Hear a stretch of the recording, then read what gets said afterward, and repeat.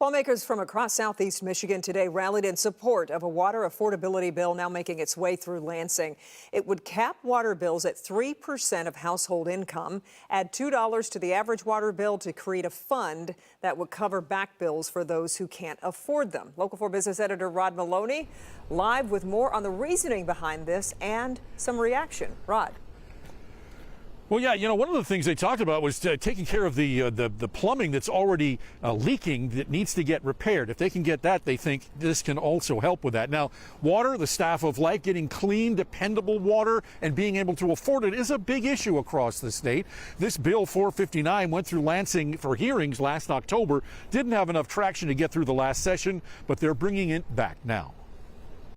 In Royal Oak, Democratic legislators, city and county officials from all across southeast Michigan worried water affordability is a major problem and joined Democratic State Senator Stephanie Chang. The statewide water affordability legislation is not only the moral thing to do for Michiganders who are struggling to make ends meet, it is also the smart thing to do for the financial stability of our water systems, and it's the right thing to do to protect our public health. Municipalities providing water face a tough problem when people can't pay their water bills. They often add the unpaid portion of property tax bills. The house ends up oftentimes in foreclosure. They can also offer other kinds of water assistance, as Detroit has done, or they can just take the financial hit.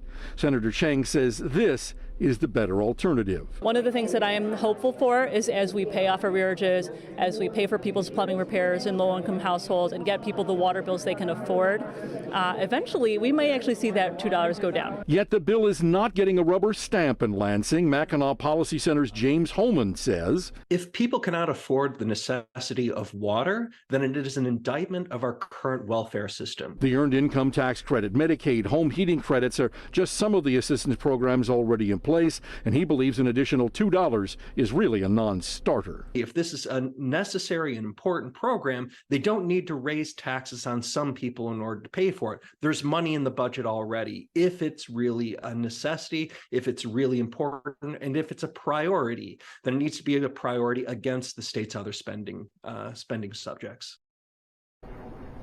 Now, Mike Duggan said at the presser today that the federal government has been promising to send this kind of money for a long time. It's not coming, he says, so the state needs to step in. But in Lansing, this is one of those things where they're going to need Republican support when they've got a deadlocked legislature in terms of numbers and head count. They need Republican votes. But getting people to vote for an increase to water bills is probably a tough sell during an election year, but we'll see where this goes. Reporting live, Rod Maloney, Local 4. We know you'll stay on it. Okay, Rod, we appreciate it.